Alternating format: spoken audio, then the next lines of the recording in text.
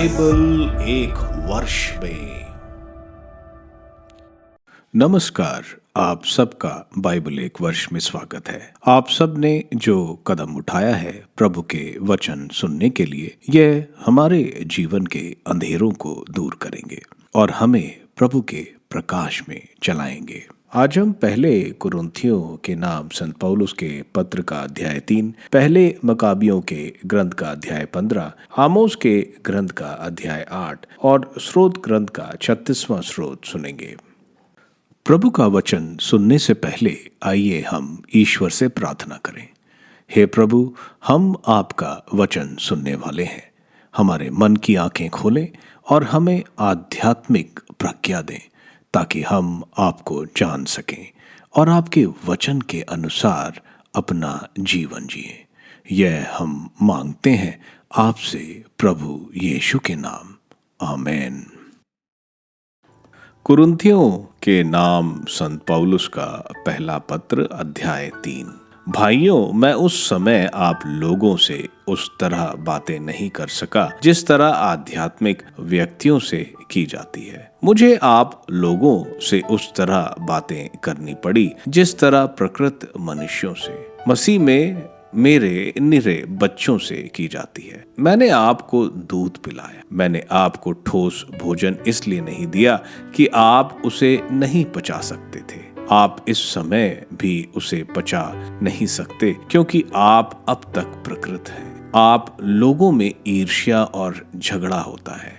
क्या यह बात का प्रमाण नहीं है कि आप प्रकृत हैं और निरे मनुष्यों जैसे आचरण करते हैं? जब कोई कहता है मैं पौलुस का हूँ और कोई कहता है मैं अपोलोस का हूँ, तो क्या यह निरे मनुष्यों जैसा आचरण नहीं है? धर्म प्रचारकों का कार्य। अपोलोस क्या है? पौलुस क्या है? हम तो धर्म सेवक मात्र हैं जिनके माध्यम से आप विश्वासी बने। हम में प्रत्येक ने वही कार्य किया जिसे प्रभु ने उसको सौंपा। मैंने पौधा रोपा, अपोलोस ने उसे सींचा, किंतु ईश्वर ने उसे बड़ा किया। ना तो रोपने वाले का महत्व है और ना सींचने वाले का, बल्कि वृद्धि करने वाले अर्थात ईश्वर का ही महत्व है। रोपने वाला और सींचने वाला एक ही काम करते हैं और प्रत्येक अपने अपने परिश्रम के अनुरूप अपनी मजदूरी पाएंगे। हम ईश्वर के सहयोगी हैं और आप लोग हैं ईश्वर की खेती, ईश्वर का भवन।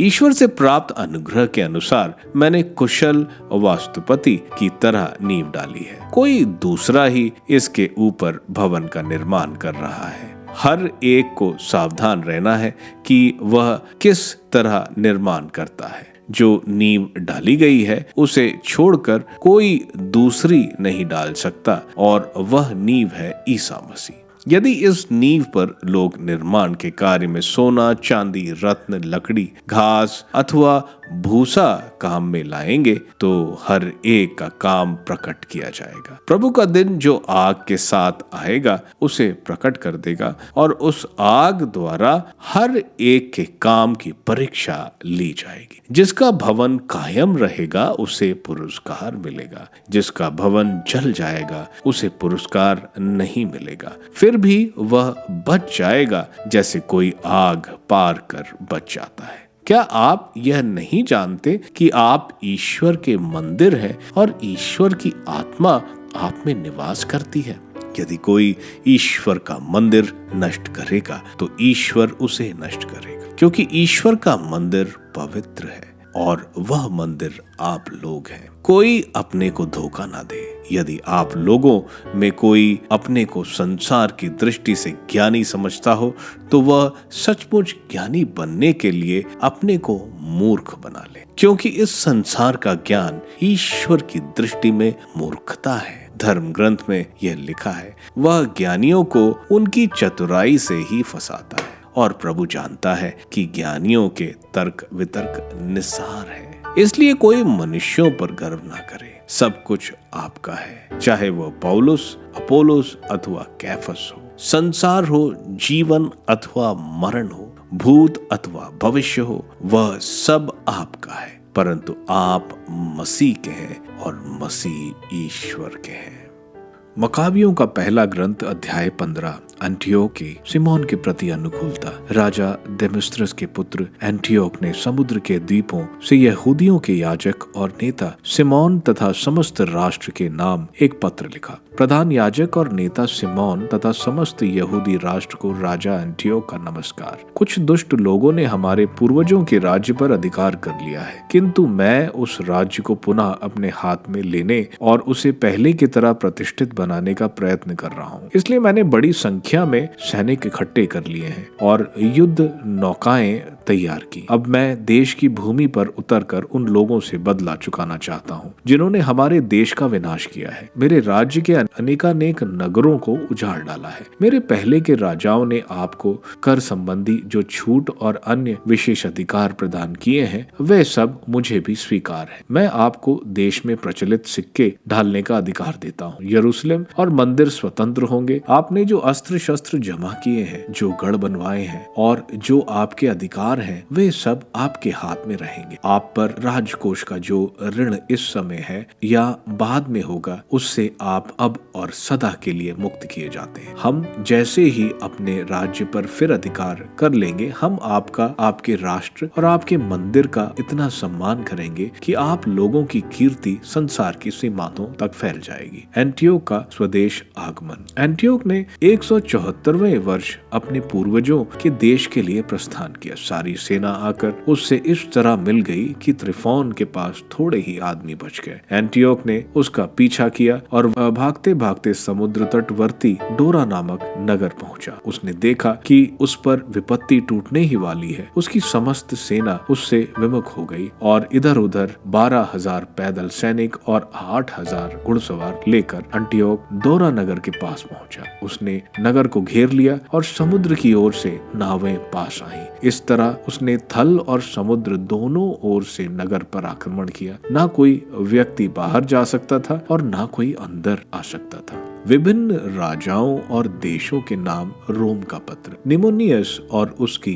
साथी विभिन्न राजाओं और देशों के नाम पत्र लेकर रोम से पहुंचा। पत्र की प्रतिलिपि इस प्रकार है। राजा पेतिमोस का मुख्य न्यायाधीश लूसियस का नमस्कार। हमारे संधिबद्ध यहूदी मित्रों के यहाँ से हमारे पास दूत आए हैं, जिससे वह हमारे साथ पहले की तरह मित्रता और संधि का संबंध स्थापित करें। वह प्रधान याजक सिमोन और यहूदी लोगों की ओर से भेजे गए थे। वे एक ढाल भी लाए जिसका मूल्य 570 किलो सोना है। इसलिए हमें यह उचित जान पड़ा कि हम विभिन्न राजाओं और देशों के नाम इस आशय का पत्र लिखें कि वे ना तो उन्हें हानि पहुंचाए, ना उन पर और ना उनके नगरों पर या क्षेत्रों पर आक्रमण करें और ना उन लोगों की सहायता करें जो उनसे युद्ध करते हैं। हमने उनकी भेजी हुई ढाल स्वीकार करने का निश्चय किया।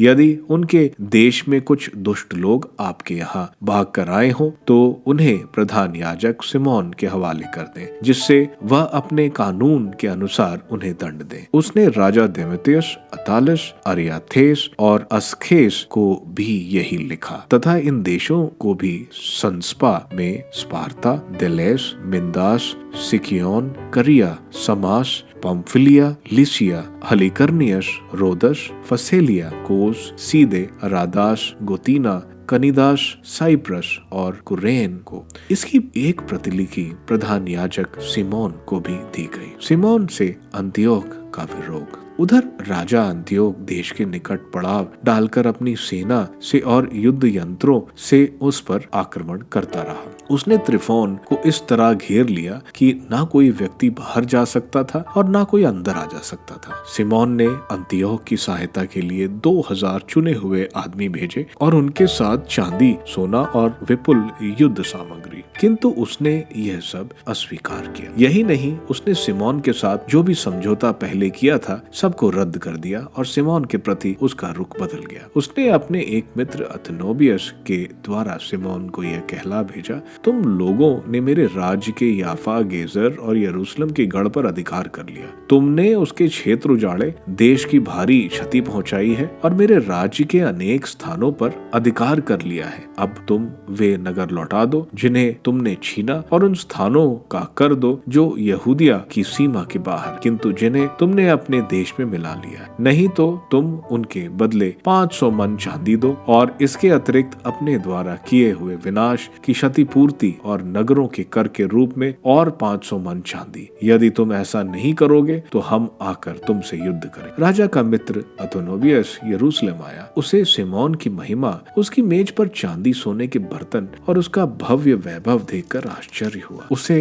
राजा का संदेश सुनाया। सिमोन ने उसे उत्तर दिया, हमने ना तो दूसरों को भूमि पर अधिकार किया और ना दूसरों की संपत्ति छीनी। वो तो हमारे पूर्वजों का दाय भाग है। हमारे शत्रुओं ने इस पर अन्याय से कुछ समय पहले अधिकार कर लिया था। जब परिस्थिति हमारे अनुकूल हुई तो हमने फिर अपने पूर्वजों को वो दाय भाग वापस ले लिया। आप हमसे जो याफा और गजेर माते हैं, इसके विषय में हमारा उत्तर यही है कि वह नगर हमारी जनता और हमारे देश की बड़ी हानि पहुंचाते थे। हम उनके लिए 100 मन देंगे। अथोनोबियस ने कोई उत्तर नहीं दिया। वह बड़े क्रोध में राजा के पास लौटा और उसने उसे सिमोन का उत्तर सुनाया। उसने सिमोन के वैभव और उन सब बातों का वर्णन किया जिन्हें उसने वहां देखा था। इस पर राजा का क्रोध की सीमा न रही। यूदा में कंदवेश का आतंक। त्रिफोन नाग पर बैठकर अर्तसिया भाग निकला। तब राजा ने केदबैश को समुद्र तटवर्ती प्रदेश का सेनापति नियुक्त किया और उसे पैदल सैनिक और घुड़सवार दिए। उसने उसे आज्ञा दिया कि वह यहूदिया की सीमा पर पड़ाव डाले, केद्रोन नगर का पुनर्निर्माण करे,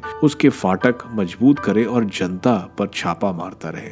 इसके बाद राजा स्वयं त्रिफोन का पीछा करने चला गया। इधर कंदवेश यामिनिया आकर वहां के लोगों को सताने लगा। यहूदिया पर छापा मारता रहा और लोगों को बंदी बनाता और उनका वध करता रहा।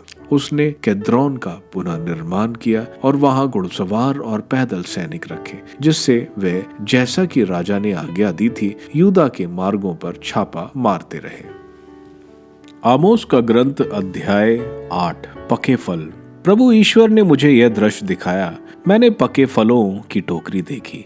उसने मुझसे पूछा, आमोस तुम क्या देखते हो? मैंने उत्तर दिया, पके फलों की टोकरी। इस पर प्रभु ने मुझसे कहा, मेरी प्रजा इज़राइल का अंत निकट है। अब मैं उनके अपराधों का दंड दिए बिना नहीं छोड़ूंगा। उस दिन दरबार की गायिकें यह शोकगीत गाएंगी, यह प्रभु की वाणी है। लाशों का ढेर पड़ा हुआ है, सभी ओर मौन छाया हुआ है।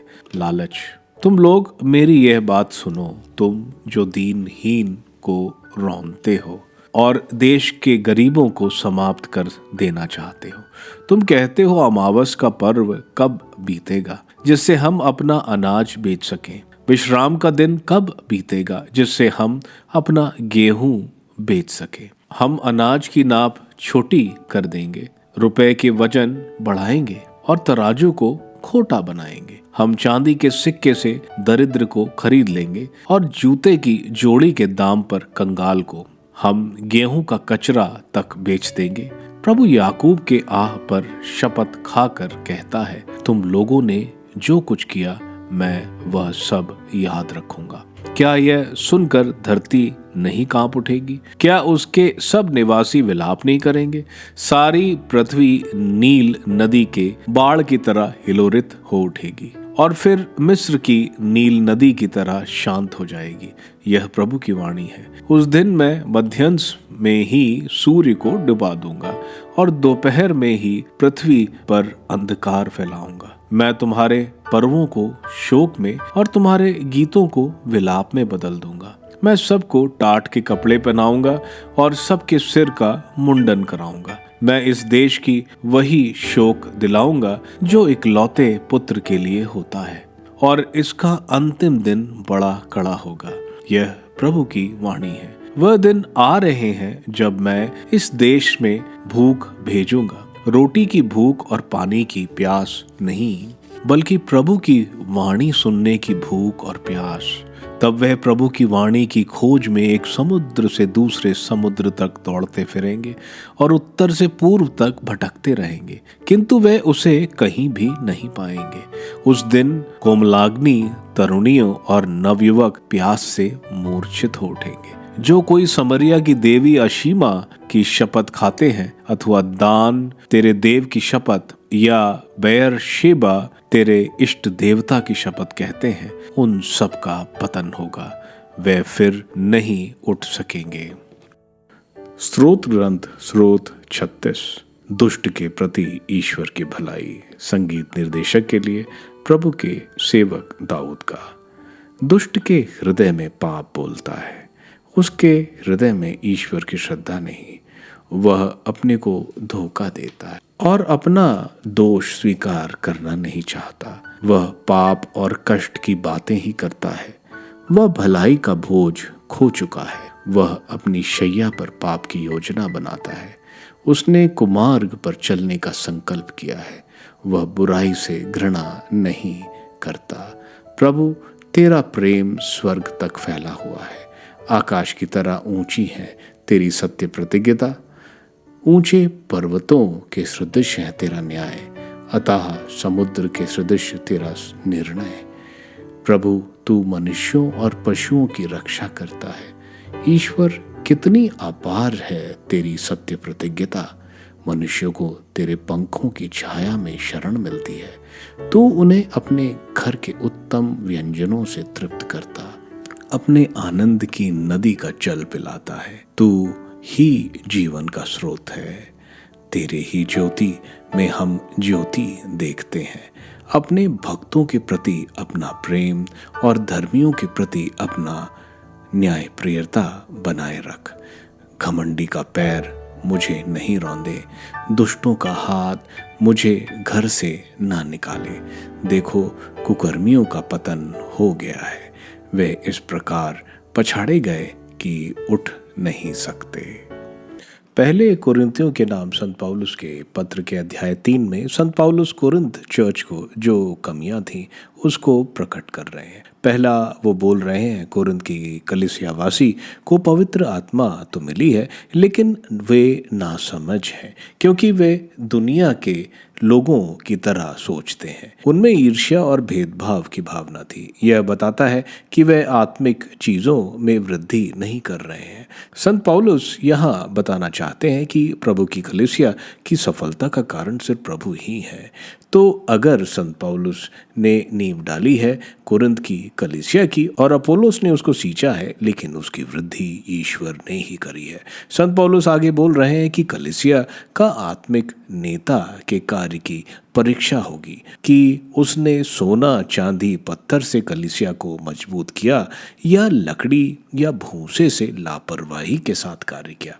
यह सब दिव्य अग्नि में जलाई जाएगी, परखने के लिए कि कितनी सही कार्य किया गया है। जिनके कार्य स्वीकार किए जाएंगे उनको पुरस्कार और जिनको नहीं उनको नुकसान। कैथोलिक कलीसिया इसको पुगेटरी से जोड़ती है, जो अंतिम शुद्धिकरण का स्थान है। जिन आत्मा को स्वर्ग मिला है, लेकिन वे मामूली पाप या जिन घातक पाप जिनकी पश्चाताप सही रूप से नहीं की गई है, यहाँ इन आत्माओं का शुद्धिकरण होता है। संत पौलुस बता रहे हैं कि हम ईश्वर के मंदिर हैं जिसमें ईश्वर की आत्मा रहती है। अंत में वे बता रहे हैं कि ईश्वर दीनहीन को उठाते हैं और घमंडी को गिराते हैं। इसलिए मनुष्यों की प्रशंसा ना करो। पॉल ऑफ कैफस, संसार, मृत्यु, सब कुछ ईश्वर का है। पहले मकाबियों के ग्रंथ का अध्याय 15 में एंटिकोस 7 राजा बनता है और ट्राइको से युद्ध के दौरान सिमोन से संधि का प्रस्ताव रखता है कि एंटिकोस सिमोन को वो चुंगी आदि की माफी देगा जैसे पहले था, लेकिन बाद में वह इससे मुकर जाता है और सारी गजारा और जोपा उससे वापस करने को बोलता है। साइमन उसको जवाब भेजता है कि उसने अपने पूर्वजों की जमीन ही अपने कब्जे में रखी है, लेकिन गजारा और जोपा यहूदियों को बहुत परेशान करते थे, इसलिए उस पर कब्जा किया है। और साइमन एंटिकस को चुंगी देने को तैयार होता है, लेकिन उतनी नहीं जितनी एंटिकस ने मांगी थी। एंटिकस गुस्सा होता है और यूदिया के खिलाफ मोर्चा डालने का आदेश देता है। आमोस के ग्रंथ के अध्याय 8 में नबी पके हुए फलों का दृश्य बता रहे हैं कि इज़राइल भी पक गया है जजमेंट के लिए। दूसरा, ईश्वर जो बेईमान का हृदय दिखा रहे हैं, जो व्यापारी गरीबों के साथ करते थे। इज़राइल के पाप इतने भयंकर हैं कि घोर विपत्ति आने वाली है कि दिन के समय सूरज डूबने वाला है। आखिर में अकाल, ये अकाल है ईश्वर की उपस्थिति का ना होना, जब लोग ईश्वर के लिए प्यासे होंगे लेकिन नहीं पाएंगे। स्रोत ग्रंथ का 36वां स्रोत एक विलाप का स्रोत है जो अत्याचारी की मूर्खता और ईश्वर की विश्वस्तता को बताता है। स्रोतकार अंत में ईश्वर द्वारा उनके भक्तों की रक्षा दुष्टों से बता रहा है। आप सबको धन्यवाद ईश्वर के वचन सुनने के लिए। मैं आपसे विनती करता हूं कि आप बाइबल एक वर्ष में को दूसरों के साथ शेयर करें, क्योंकि प्रभु का वचन स्वयं प्रभु यीशु है। प्रभु को दूसरों को देने वालों को प्रभु की आशीष जरूर मिलेगी। मैं आप सबका बड़ी बेसब्री से कल इंतजार करूंगा। धन्यवाद।